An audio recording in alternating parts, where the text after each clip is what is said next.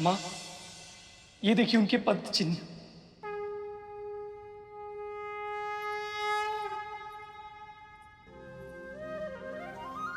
और ये पंख कहां से आया? किसके हैं ये? नारायण, माँ लक्ष्मी की। दीदी, प्रभु नारायण और माँ लक्ष्मी की।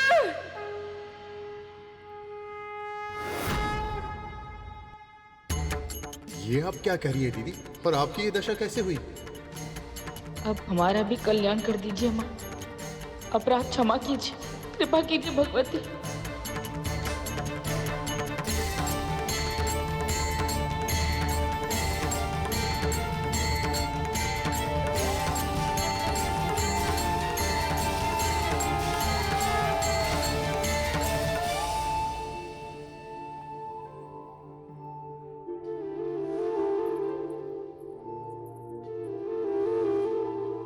मुझे क्षमा कर देना माता।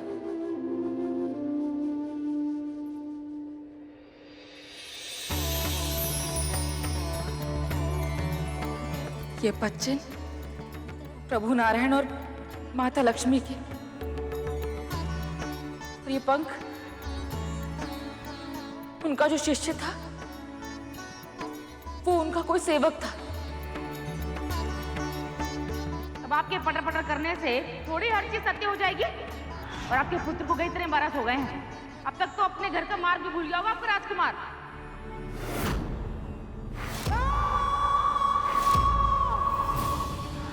सत्य तो ये है कि जब भी हम कुछ दुर्वचन कहते थे तो हमें उन स्त्री में दिव्यता दिखती थी।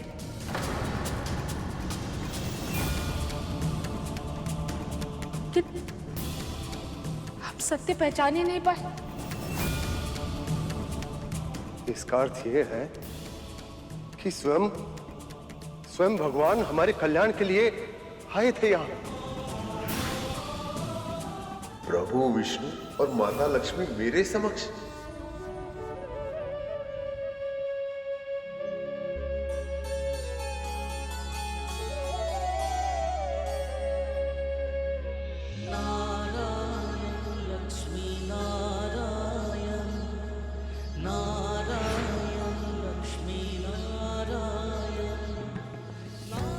तो उस दिन जो हमें आभास हुआ था वो सत्य था, कोई स्वप्न नहीं।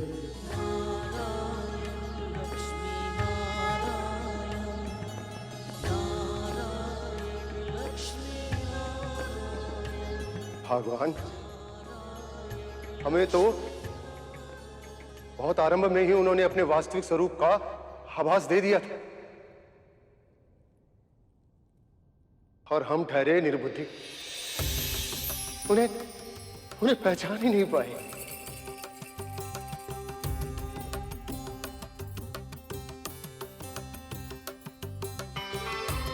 तो हमारे लिए बहुत प्रसन्नता की बात है कि साक्षात स्वामी नारायण और माता लक्ष्मी हमारे घर पधारे। उन्होंने हमें कथा सुनाई, हमारे हाथों से बना भोजन खाया। माता ने स्वयं अपने हाथों से बना प्रसाद हमें खिलाया,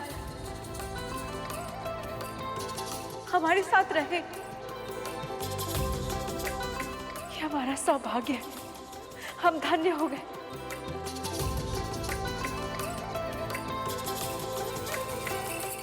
हम धन्य हो गए।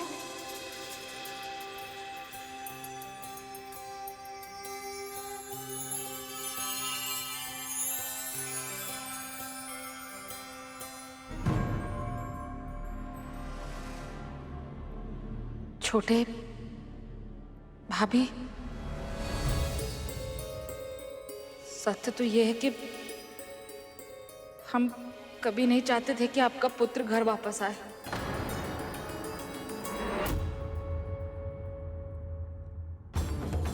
संपत्ति के लोभ में अंधे हो गए थे,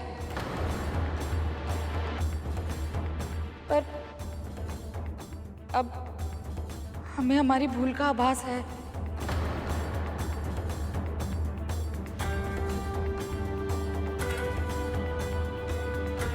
बहुत लज्जित है हम। हो सके तो हमें क्षमा कर दीजिएगा। दीदी, आप तो हमारा परिवार है और अब हमारे मन में कोई मैल नहीं।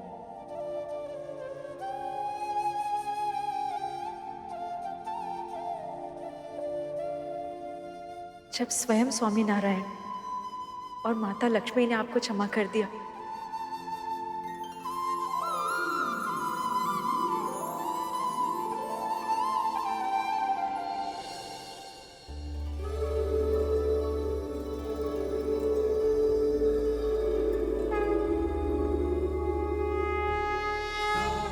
लक्ष्मी नारायण की जय। माँ भगवती विंध्यवासिनी की जय। बोलो लक्ष्मी नारायण की जय। माँ भगवती विंध्यवासिनी की जय।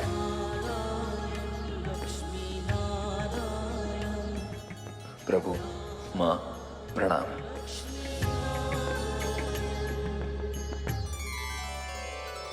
बहुत बहुत बधाई हो गरुड़। तुमने अपनी भक्ति से वो शक्ति अर्जित कर ली है जिससे तुम अब अपने जन्म का उद्देश्य पूरा कर पाओगे। हाँ भैया, परंतु ये माँ की कृपा और प्रभु की दया के बिना संभव ही नहीं था।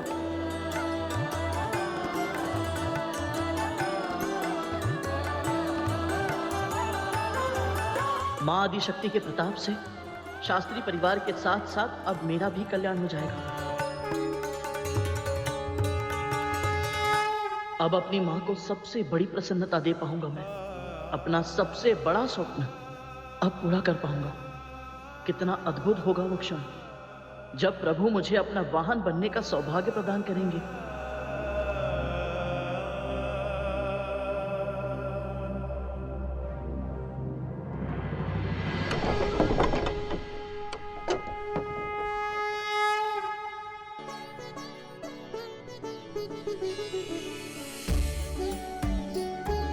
अब तो बहुत समय हो गया। बस अब प्रभु शीघ्र ही आदेश दे ताकि मैं उन्हें संसार के भ्रमण पर ले जा पाऊं।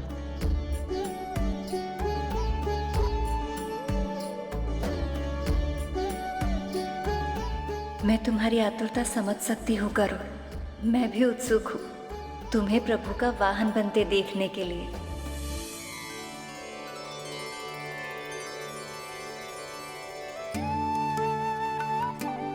कुछ देर की प्रतीक्षा और सही। बाद वो क्षण शीघ्र आ जाए जब मैं प्रभु को उनकी पहली यात्रा पर ले जाऊं।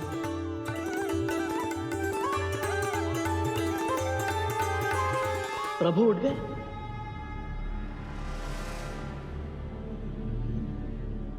अब प्रभु अधिक प्रतीक्षा करना ठीक नहीं होगा। शीघ्र ही तैयार हो जाता हूं ताकि उनका अधिक समय व्यर्थ ना हो।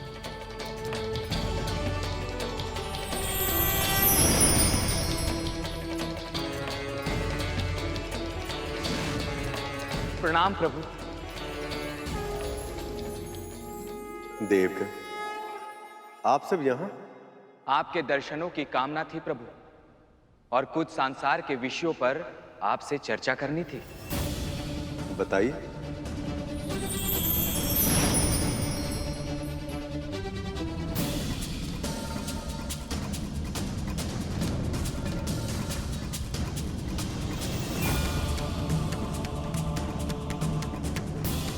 जिस क्षण की प्रतीक्षा मुझे इतने लंबे समय से है, जिसका स्वप्न देखते देखते मेरी माँ ने पलके तक झपकाना छोड़ दिया है, अब वो क्षण आ ही रहा है। हे प्रभु, कब पूरी होगी मेरी कामना? कब सत्य होगा मेरी माँ का स्वप्न?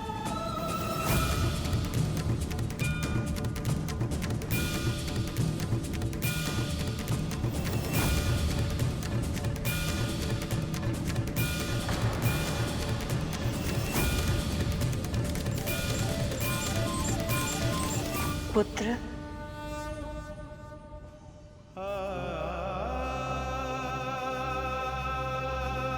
तुम अपनी पीड़ा को विनता से नहीं छिपा पाते हो, तो मुझसे क्या छिपाओगे?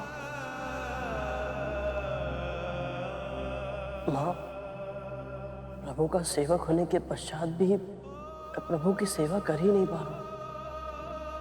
और इससे जो पीड़ा मुझे हो रही है उसे मुखर होकर व्यक्त भी नहीं कर पा रहा हूं। मां, जब तक मैं प्रभु का वाहन नहीं बन जाता मेरा जीवन व्यर्थ ही रहेगा। अपने उद्देश्य में असफल होने का दंश मेरे हृदय में हर पल चुभता रहेगा। मां, पुत्र, तुम्हारी स्वामी भक्ति में कोई संदेह नहीं है। सत्य कहे तो तुम्हारे जैसे भक्तों की एकनिष्ठ आराधना से ही भगवान को शक्ति मिलती है और वो भगवान बनते हैं। पुत्र, तुम्हें धैर्य रखना होगा। सही समय आने से पहले कुछ नहीं होगा। मैं समझता हूं मां, परंतु जब तक सही समय नहीं आ जाता मैं अपने मन को कैसे समझाऊं? चलो, इसके लिए मेरे पास एक उपाय है। जब तक तुम प्रभु के वाहन नहीं बन पाते, क्यों ना प्रभु के बारे में और बातें जान लो। मां, ये तो बहुत ही उत्तम सुझाव है। प्रभु के बारे में जानने से अधिक उत्तम और क्या हो सकता है? आप बताइए मुझे प्रभु के बारे में। तो क्या तुम्हें ये पता है, नारायण संसार के पालनहार होने के साथ साथ क्रमिक विकास के कर्ता भी है। वो कैसे मां? इस ब्रह्मांड में पहले कुछ भी नहीं था, कुछ भी नहीं। फिर महाशिव उत्पन्न हुए। वो अपने आप में संपूर्ण थे पर स्थिर थे। उनकी ऊर्जा से बनी आदि शक्ति, फिर इन दोनों के योग से नारायण की उत्पत्ति हुई और फिर नारायण की नाभि से उत्पन्न हुए ब्रह्मदेव। उस समय संसार में केवल जल था। फिर नारायण ने असुर मधुकैटभ का वध करके उनके महावृद्धाकार तन के अवशेषों से पृथ्वी का निर्माण किया। जैसे कि तुम्हें कद्रू ने बताया था, विकास यात्रा के क्रम में सबसे पहले जीवन की उत्पत्ति जल से हुई थी। प्रलय काल के समय तुम्हारे प्रभु ने मत्स्य अवतार लेकर महाराज सत्यव्रत से नौका का निर्माण करवाया था और सभी प्रजातियों के जीव जंतुओं, कीटों, पक्षियों आदि को उस पर स्थान देने का आदेश दिया था और फिर स्वयं मत्स्य रूप में उस नौके की रज्जू खींचकर उन सब की रक्षा की थी। उसके बाद देवों और असुरों में संग्राम छिड़ गया। दिव्य शक्तियों में भीषण युद्ध होने लगा। इस काल में समुद्र मंथन को संभव बनाने के लिए उन्होंने दूसरा अवतार अर्थात कूर्म अवतार लेते हुए तुमने स्वयं देखा। जल पर विचरण करने वाली मछली के बाद आया था जल और थल दोनों पर धीमी गति से विचरण करने वाला कछुआ। मां, जीवन की विकास यात्रा के इस क्रम में इन दोनों के बाद प्रभु का अगला अवतार कौन सा हुआ था? अवतारों का प्रकट होना इतना सहज नहीं होता पुत्र। किसी भी अवतार के उत्पन्न होने से पहले उसकी आवश्यकता का जन्म होता है। उचित कारण और योग्य परिस्थिति उत्पन्न हुए बिना कोई भी अवतार संभव नहीं हो सकता। इसलिए प्रभु विष्णु के अगले अवतार के लिए आवश्यक परिस्थिति निर्माण करने के लिए सनकादिक ऋषि वैकुंठ आए।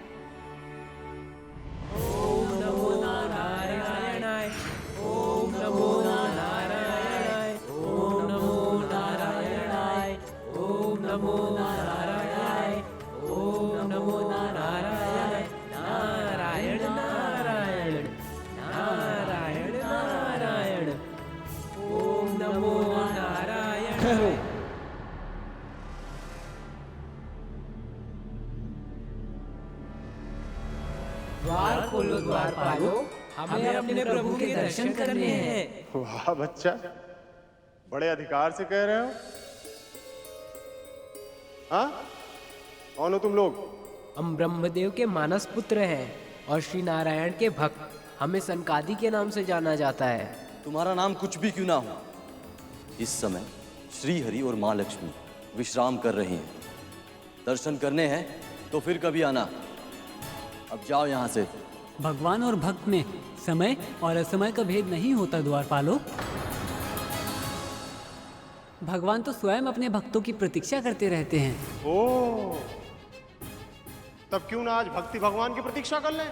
हाँ?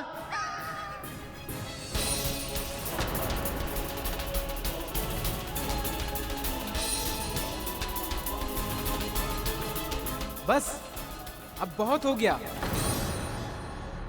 हमें श्री हरि के दर्शन इसी समय करने हैं। बालहट मत करो, तुम बालक ब्रह्मचारी।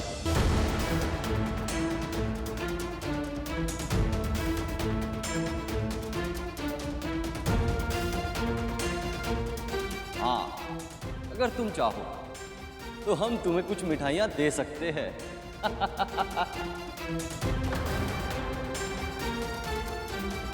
तुम हमारे साथ छोटे बालक की तरह व्यवहार करना बंद करो।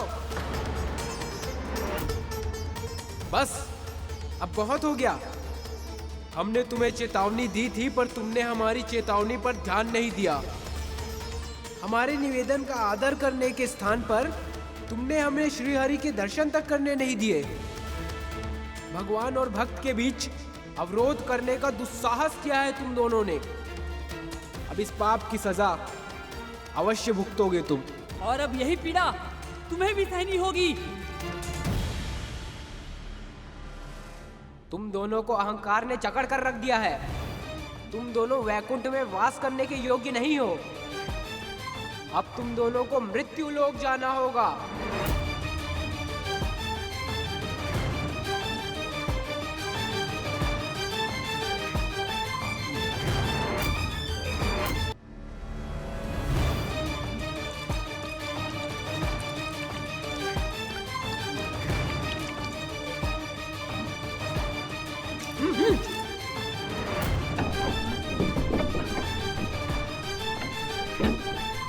प्रभु,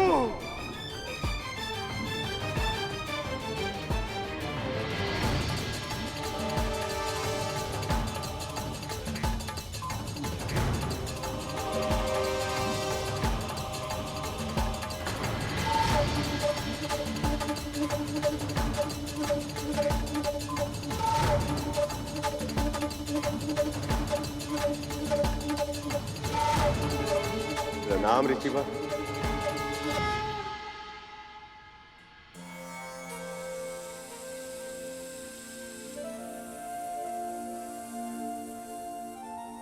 प्रभु, माँ, आपके दर्शन पाकर हम धन्य हो गए।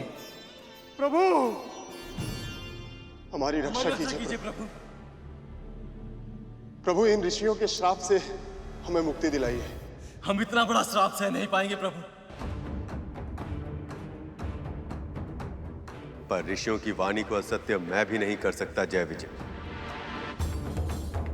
पर यदि इन्होंने आपको दंड दिया तो उसे तो भोगना ही होगा। पर प्रभु, हमने तो अपने कर्तव्य का निर्वहन किया था।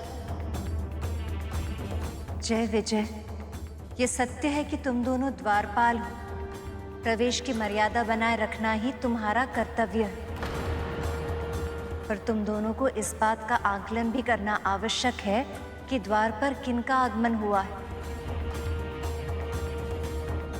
अपने भक्तों से मिलने के लिए स्वयं भगवान भी दौड़े चले जाते हैं, और आप दोनों ने उनके भक्तों को ही द्वार पर रोक दिया।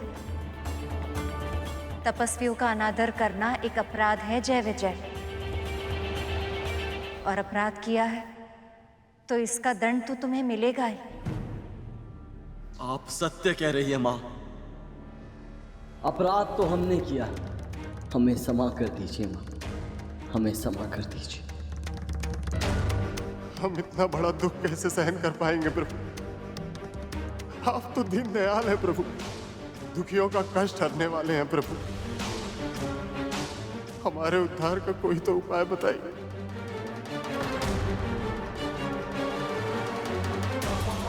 ये कैसी विडंबना है प्रभु। एक ओर भक्तों की करुणा है और दूसरी ओर ऋषियों का मान है। क्या निवारण निकालेंगे आप इस समस्या का?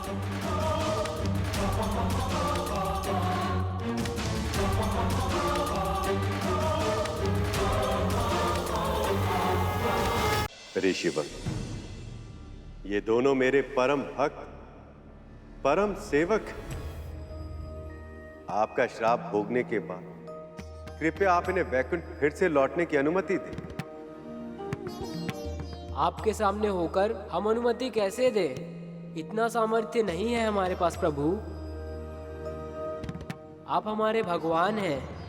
इनके दंड और इनकी वापसी से संबंधित सभी निर्णय हम आप पर छोड़ते हैं प्रभु।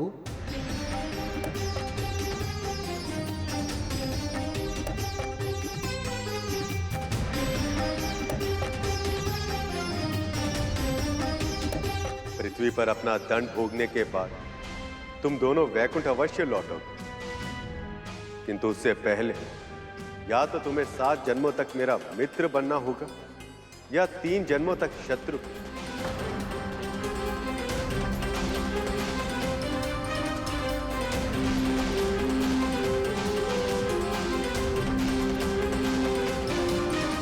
परंतु जिनके बिना 7 क्षण भी संभव ना हो, इनके बिना 7 जन्मों का विरह कैसे सह पाएंगे प्रभु?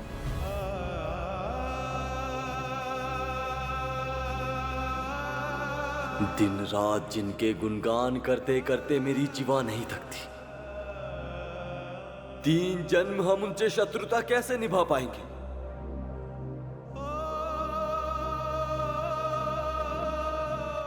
ये कैसा धर्म संकट है प्रभु?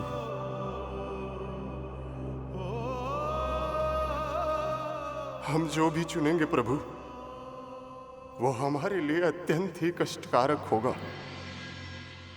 क्या हमारा कष्ट देखकर आपको दुख नहीं होगा प्रभु? क्या हम आपके भक्त नहीं हैं? जय विजय पुत्रों, जब तुम्हें किसी एक मार्ग का चुनाव करना ही है, तो जो मार्ग तुम्हें अपने प्रभु के पास शीघ्र अतिशीघ्र लौट के आने की सहायता करे, उस मार्ग का चुनाव करना उचित नहीं होगा?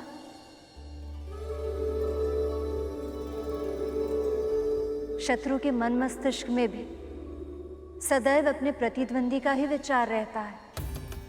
दिन रात सोते जागते वो सदैव अपने शत्रु का स्मरण करता रहता है। और फिर 3 जन्मों का समय 7 जन्मों से कम भी तो है।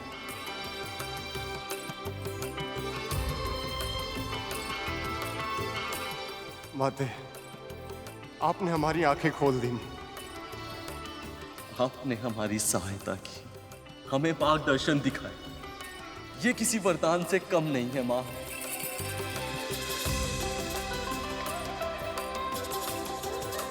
प्रभु, हमें 3 जन्मों तक आपसे शत्रुता निभाना स्वीकार है प्रभु, स्वीकार है प्रभु।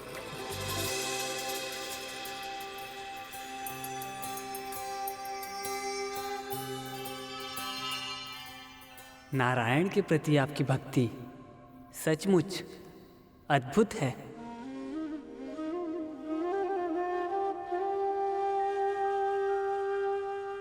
पृथ्वी पर आपका जन्म शीघ्र ही होगा और शीघ्र ही आपको मुक्ति भी मिलेगी, ताकि आप फिर से अपने वैकुंठ में प्रवेश कर सके।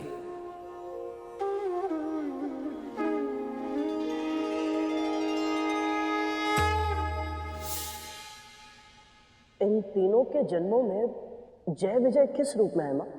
सतयुग में उनका जन्म हिरण्यकश्यप और हिरण्याक्ष के रूप में हुआ था। त्रेता युग में उनका जन्म रावण और कुंभकर्ण के रूप में होगा। और द्वापर युग में नारायण के इन शत्रुओं को शिशुपाल और दंतावक्र के रूप में पहचाना जाएगा। ये सभी स्वयं प्रभु के हाथों मारे जाएंगे और फिर से वैकुंठ में वास करने के अधिकारी बनेंगे। मुझे उन दोनों के सत्यों के अवतारों की कथा विस्तार में सुनाइए ना मां। ऋषि सनकादिक ने जैसे कि कहा था, उनके जन्म का समय निकट ही था। महर्षि कश्यप की पत्नियों में से एक दिति उनके आश्रम में पुत्र प्राप्ति की इच्छा से आई। मुझे अदिति दीदी की तरह संतान चाहिए। और ये उचित समय नहीं है संतान धारण करने के लिए। इस बेला में संतान धारण करने से उनमें तामसिक गुण आ जाते हैं देवी। नहीं, मैं प्रतीक्षा नहीं कर सकती। महर्षि कश्यप को आने वाली अशुभता का आभास हो गया था। समय ने उनके अनुमान को सत्य सिद्ध कर दिया था। जब उनके पुत्रों हिरण्यकश्यप और हिरण्याक्ष के रूप में जय विजय का जन्म हुआ तो सारी पृथ्वी कांप उठी। फूलों पक्षी बोलने लगी, सियार विलाप करने लगी।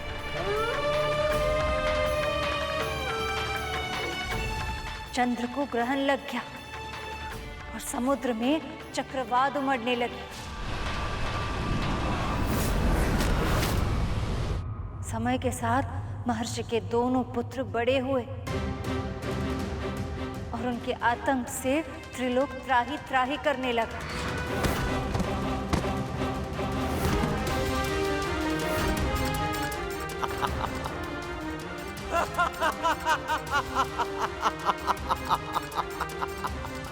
है कोई योद्धा जो मुझसे युद्ध कर पाए, जो मुझे पराजित कर पाए? बोलो, है कोई?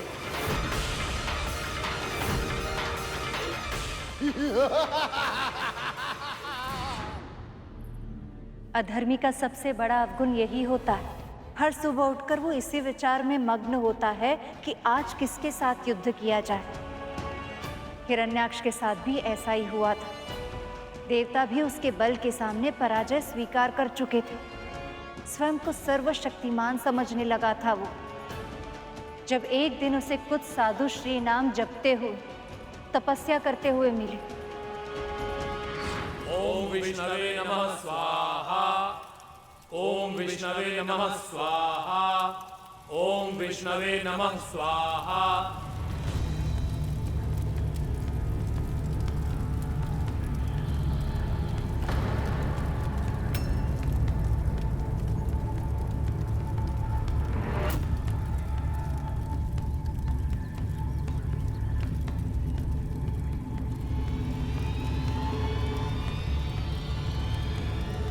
संसार में सबसे अधिक बलशाली, सबसे अधिक ऊर्जावान और सबसे अधिक सामर्थ्यवान केवल दो ही पुरुष हैं, मैं और मेरा भाई हिरण्यकश्यप।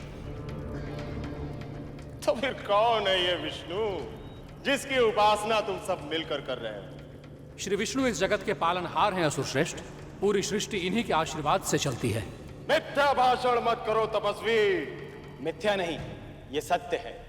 यदि सत्य है तो कहां है वो विष्णु? बुलाओ उसे, पुकार लगाओ उसे। मैं उसे क्षण भर में पराजित करके यह प्रमाणित कर दूंगा कि मुझसे अधिक बलशाली संसार में कोई और नहीं है।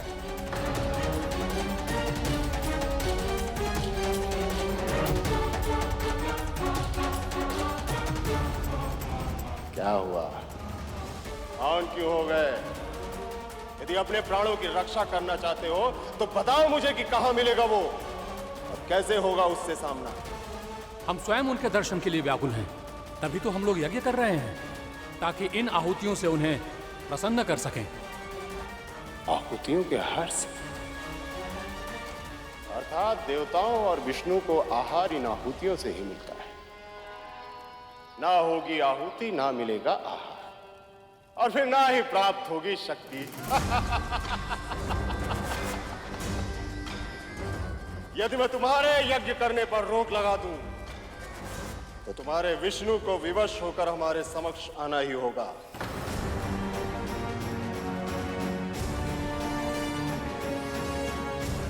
तपस्वियों, आज के बाद कोई भी किसी भी प्रकार का इस धरती पर यज्ञ नहीं करेगा। यदि तुम में से किसी ने मेरे आदेश का पालन नहीं किया तो मिलेगा उसे केवल मृत्युदंड।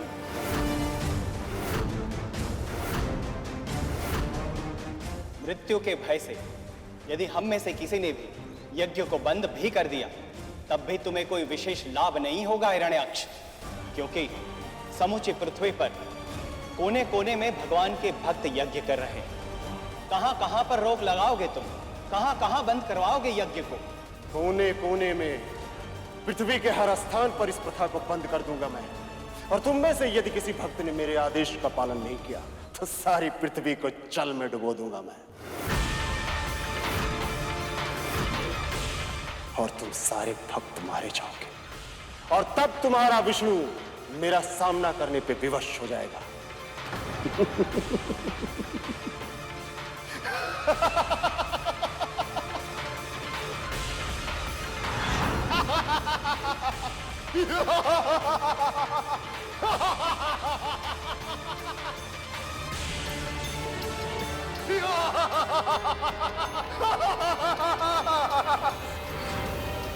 जय ने हिरणाक्ष के रूप में प्रभु के साथ ऐसी शत्रुता ठान ली कि पूरी पृथ्वी संकट में घिर गई। जब एक बार किसी में असुरी वृत्ति प्रवेश कर जाती है तो पाप उसे जकड़ लेता है, और जब किसी का मन पाप कर्म से लिप्त हो जाए तो उसे सीमाएं लांघने में अधिक समय नहीं लगता। तो फिर मुझे ये बताइए मां कि प्रभु पापियों को पाप करने से कब रोकते हैं? भूल किसी से भी हो सकती है कर्म, इसलिए प्रभु हर पाप करने वाले को प्रायश्चित करने का समय और सुधरने का अवसर अवश्य देते।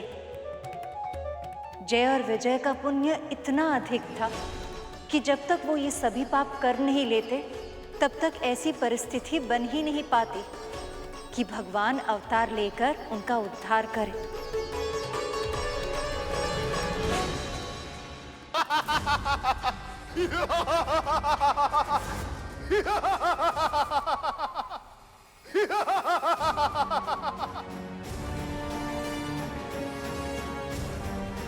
इतना विराट आकार, इतना विशाल शरीर,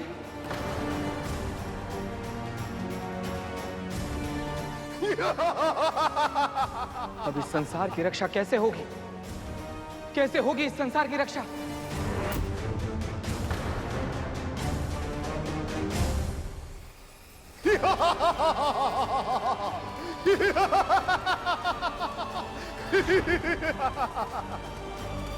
ठहरिए असुर शिरोमणि, ऐसा अन्याय मत कीजिए। यदि आप धरती को इसके कक्ष से बाहर निकाल देंगे तो सभी प्राणी मर जाएंगे। धरती पर जीवन का अंत हो जाएगा, और केवल धरती ही नहीं, अन्य ग्रहों पर भी इसका प्रभाव पड़ेगा। और तुम नहीं चाहती कि ऐसा हो, है ना भूदेवी?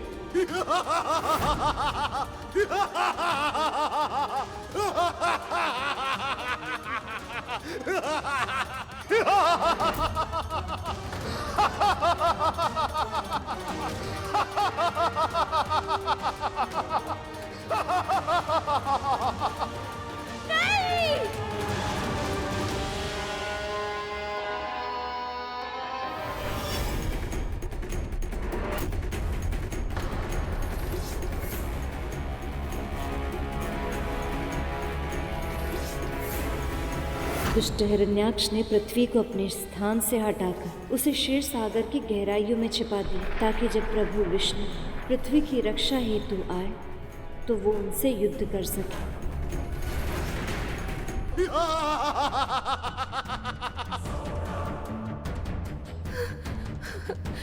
रक्षा कीजिए प्रभु, बचा लीजिए अपनी सृष्टि को। यदि शीघ्र ही आपने कुछ नहीं किया तो विनाश के भस्म के अतिरिक्त और कुछ नहीं बचेगा आपकी प्रिय पृथ्वी पर।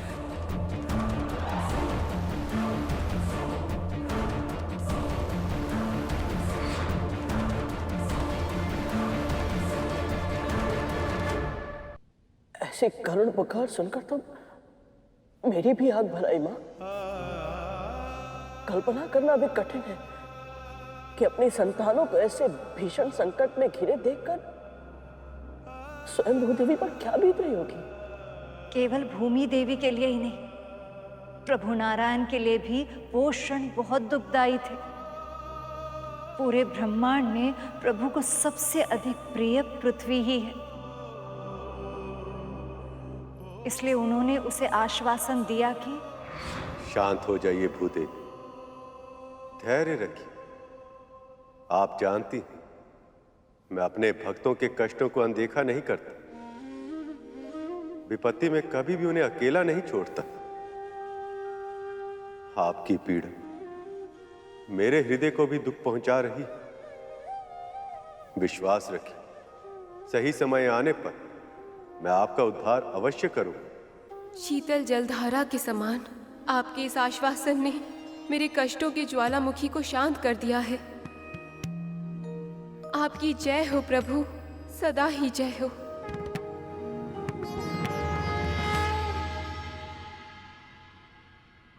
सही समय आने पर परंतु माँ, हिरणाक्ष ने पृथ्वी को उनकी कक्षा से, अंतरिक्ष की सहज दूरी से हटा दिया था, समुद्र में ले जाकर कीचड़ में डुबा दिया था। सभी पृथ्वीवासियों का, प्रभु के भक्तों का जीवन संकट में था माँ, और ऐसे में प्रभु किस समय की प्रतीक्षा कर रहे थे?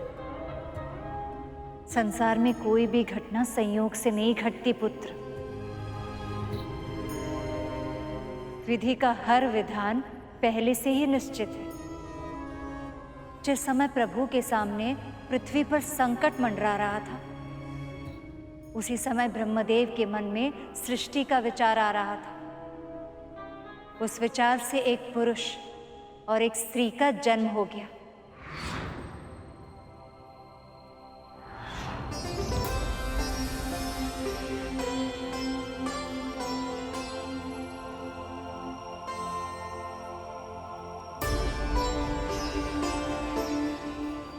मनु, शत्रुपा, अब आप दोनों को ही सृष्टि का सर्जन करना होगा। प्रणाम ब्रह्मदेव। आपकी आज्ञा शिरोधार्य है प्रभु, पर दसों दिशाओं में जल ही जल है, हम कहाँ जाए? सृजन और पालन पोषण के लिए भूमि की आवश्यकता है प्रभु, हमें पृथ्वी दीजिए। ये कार्य तो केवल नारायण ही कर सकते हैं, इसलिए आप दोनों को ही उनका आह्वान करना होगा।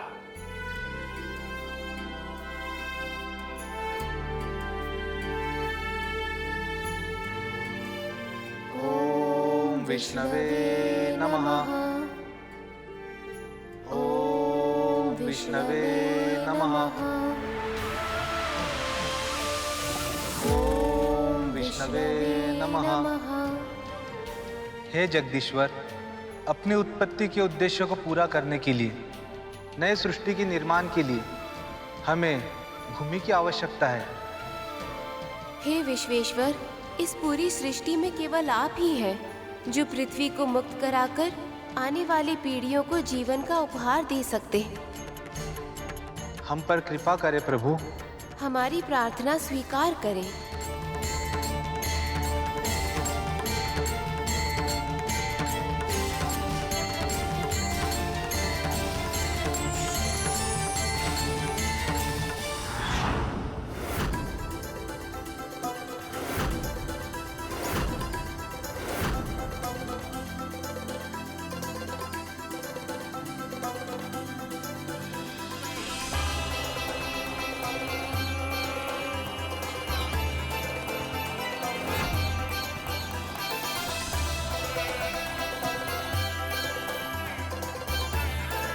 प्रभु नारायण ने अवतार लिया है। वराह अवतार।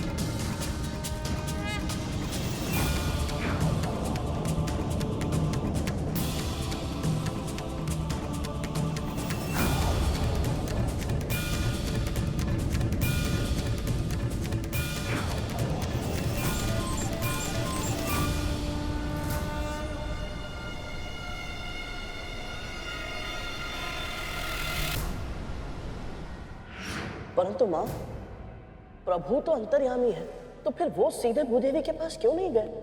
हर अवतार की निश्चित मर्यादा होती है पुत्र, जिसे प्रभु कभी भंग नहीं होने देते। अन्यथा वो तो इच्छा मात्र से ही, केवल विचार शक्ति से ही किसी का भी वध करने में सक्षम है, पर वो ऐसा नहीं करते क्योंकि उनके अवतारों का उद्देश्य धर्म की रक्षा और अधर्म के नाश के साथ साथ संसार को यह शिक्षा देना भी है कि प्रयास किए बिना किसी को कुछ नहीं मिलता, स्वयं भगवान को भी नहीं। और फिर पृथ्वी को सूंघते सूंघते वराह अवतार में प्रभु समुद्र के जल के नीचे पहुंच गया।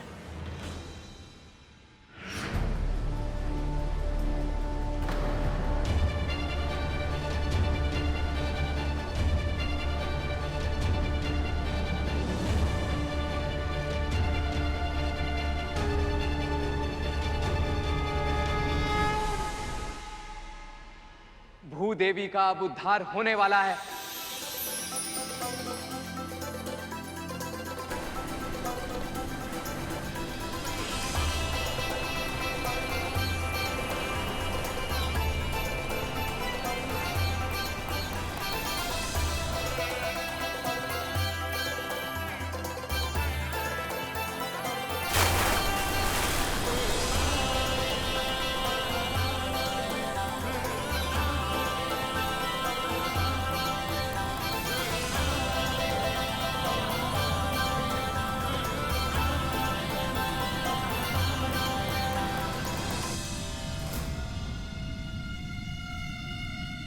ये कैसा संकेत दे रही है प्रकृति? कहीं ऐसा तो नहीं कि विष्णु पृथ्वी को बचाने आ गया है?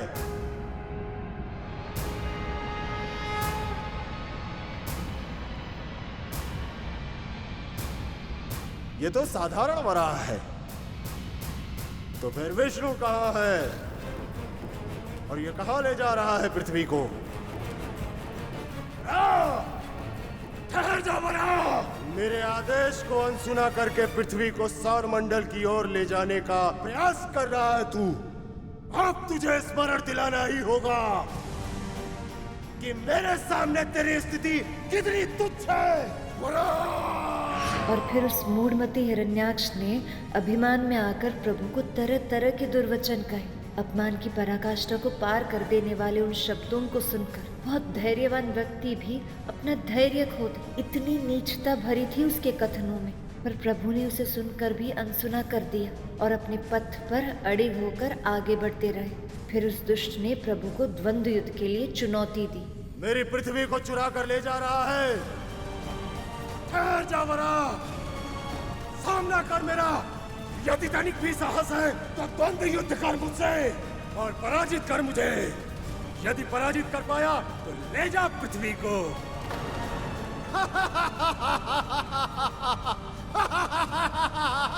कायर! युद्ध की चुनौती का भी प्रत्युत्तर नहीं दिया तूने। ओ कायर! युद्ध कर मुझसे।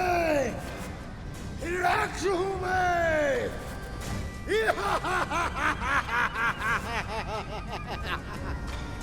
प्रभु ने उस दुष्ट हिरण्याक्ष को उत्तर क्यों नहीं दिया? क्यों उसके युद्ध की चुनौती को स्वीकार कर दिया? मां, उसके ललकारने पर प्रभु ने प्रहार क्यों नहीं किया? क्योंकि अपने लक्ष्य की ओर बढ़ते समय किसी उकसावे में आकर भटकना नहीं चाहिए। उस समय प्रभु की प्राथमिकता हिरण्याक्ष का वध करना नहीं, पृथ्वी की रक्षा करना था। इसलिए वो तीव्र गति से ऊपर आए और उस सौर्य मंडल में उसकी निर्धारित कक्षा में स्थापित कर दिया।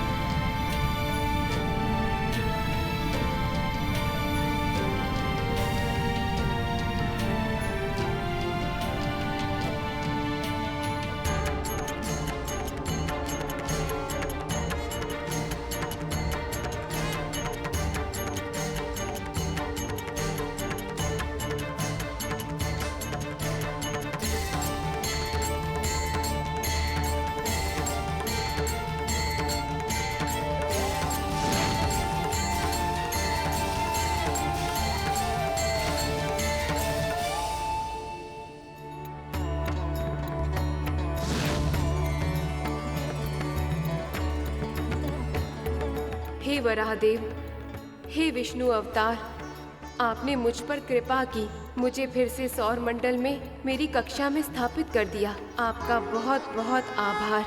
आपकी सदा ही जय हो। आपकी जय हो, आपकी सदा ही जय हो। हे वराह रूपी प्रभु नारायण, कृपया मुझे और शत्रुपा को आशीर्वाद दें ताकि हम दोनों ब्रह्मा जी के आदेश अनुसार पृथ्वी पर नए जीवन का निर्माण कर सकें।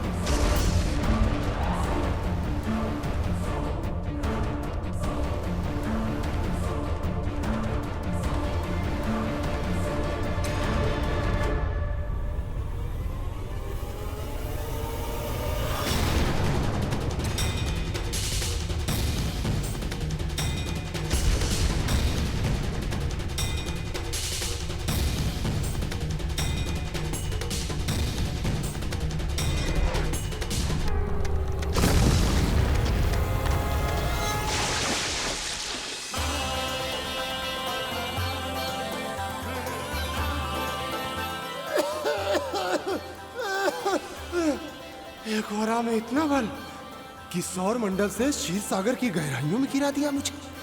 ये कैसे संभव है?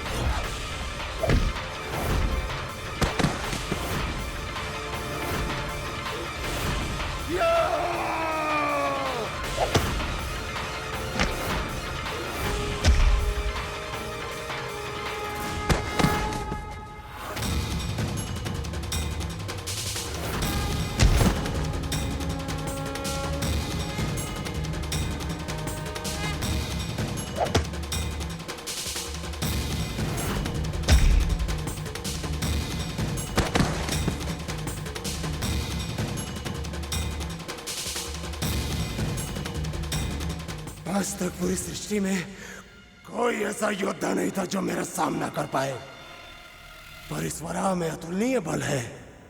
थोड़ी ही देर में मुझे यह थकाकर पराजित कर देगा। यदि मुझे इससे बचना है तो मुझे भागना ही होगा।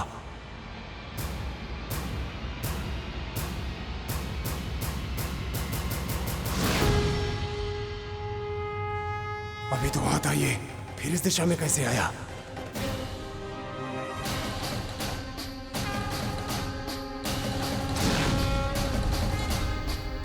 ये यहां भी है।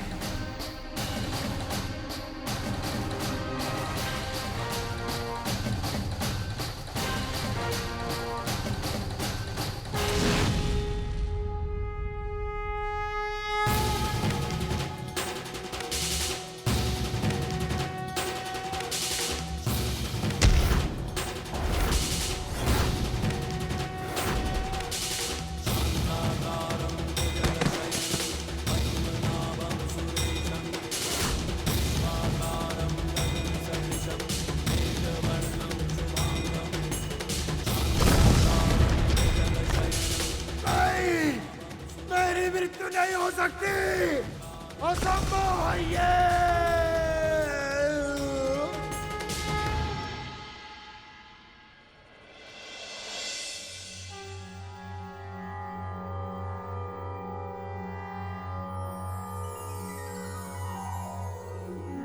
नमः शंभुवे तुभ्यं सृष्टे सर्वार्थवेदिने, नमो हिरण्यगर्भाय वेधसे परमात्मने, नमस्ते वासुदेवाय विष्णवे विश्वयोनये, नारायणाय देवाय देवानां हितकारिणे, नमोस्तुते चतुर्वक्र शारंग चक्रासिधारिणे, सर्वभूतात्मभूताय कूटस्थाय नमो नमः, नमोस्तुते वराहाय नमस्ते मत्स्यरूपिणे, नमो योगाधिगम्याय नमः संकर्षणाय ते।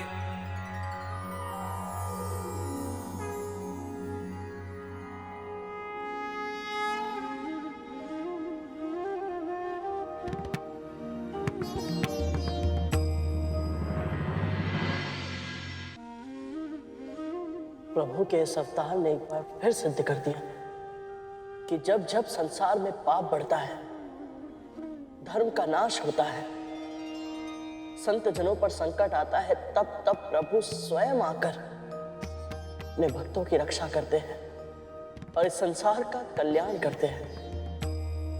तुमने सही कहा पुत्र, पर केवल हिरण्याक्ष की मृत्यु से संसार पाप मुक्त नहीं हुआ था।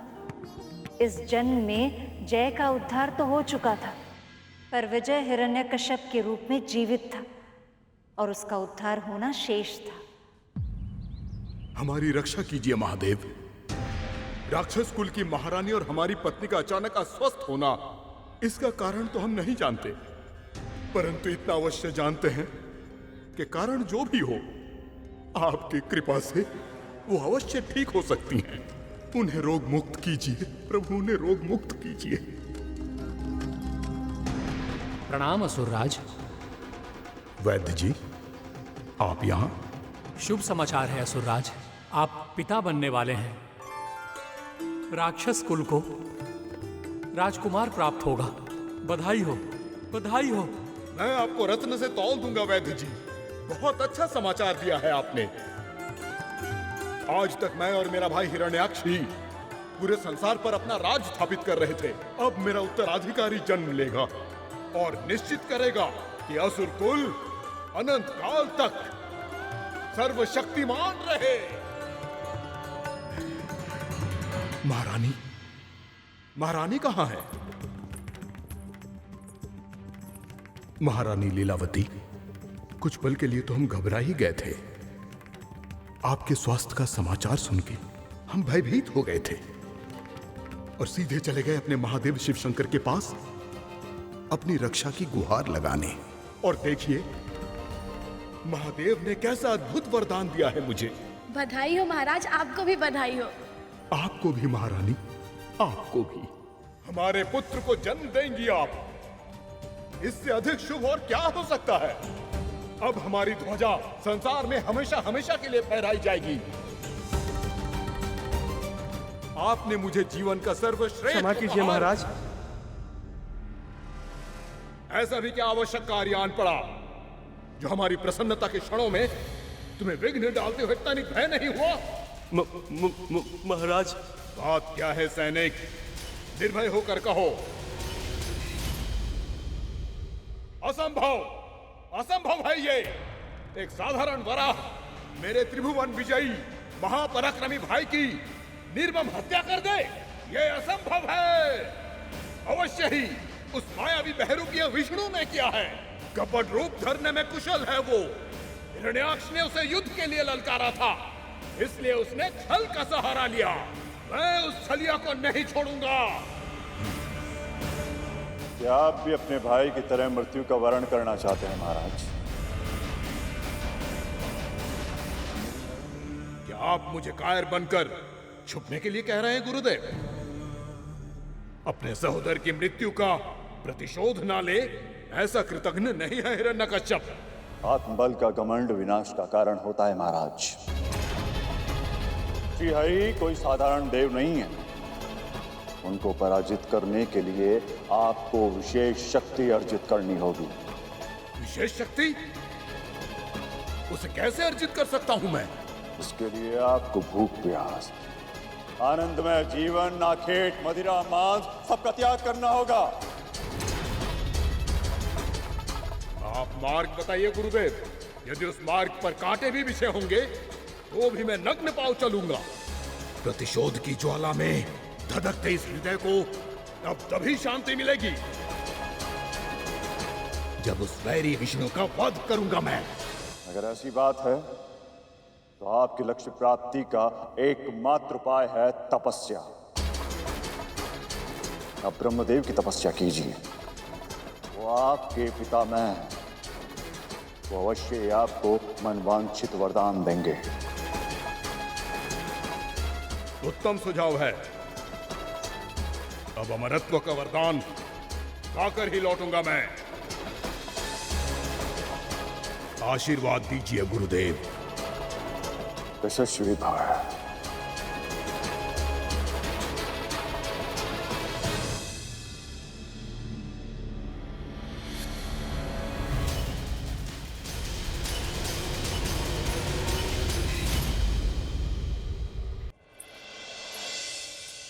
महाराज,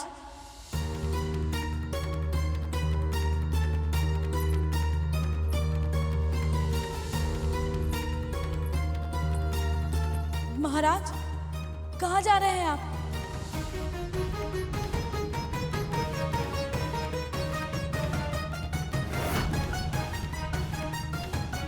और ये वस्त्र, तो क्या आप तपस्या? असुरों की महारानी हैं आप। ऐसे आंसू बहाना आपको शोभा नहीं देता लीलावती। और अब तो आप अकेले भी नहीं हैं। हमारे राजकुमार असुर कुल दीपक के स्वास्थ्य का ध्यान रखना भी आपका ही दायित्व है। तो ऐसे महत्वपूर्ण समय में आप मुझे अकेले छोड़कर क्यों जा रहे हैं स्वामी? क्या अपने होने वाले पुत्र को दृष्टि भर देखने की इच्छा भी नहीं है आपके मन में? इच्छा तो बहुत है लीलावती, क्योंकि बहुत प्रेम करते हैं इससे। इसीलिए आज इसे छोड़कर जाना होगा। जब मैं अपनी तपस्या से अमरत्व का वरदान प्राप्त कर लूंगा तो मेरी संतान और असुर कुल को देवताओं से कोई भय नहीं होगा।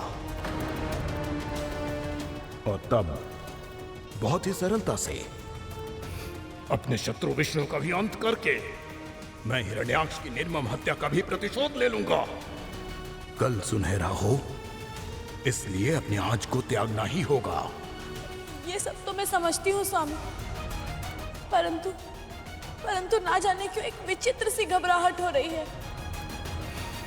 अपना ध्यान रखना लीला।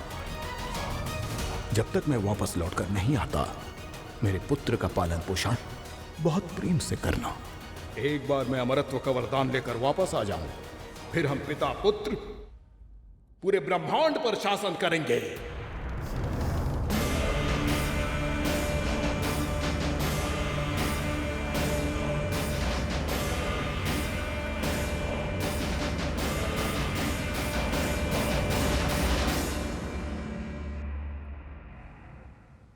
आपको पूरा विश्वास है कि यह सूचना सत्य है वायुदेव?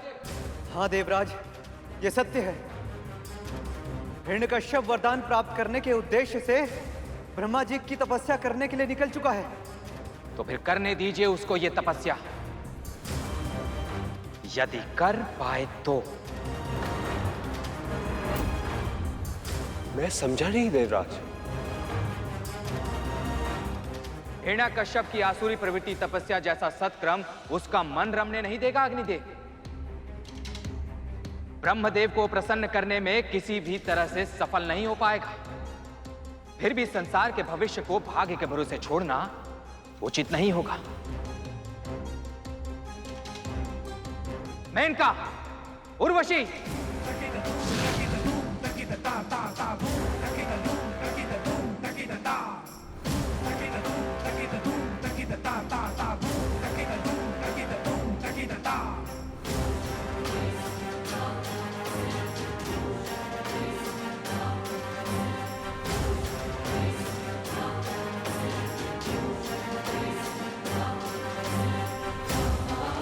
आप दोनों जाइए और उसकी तपस्या भंग कर दीजिए।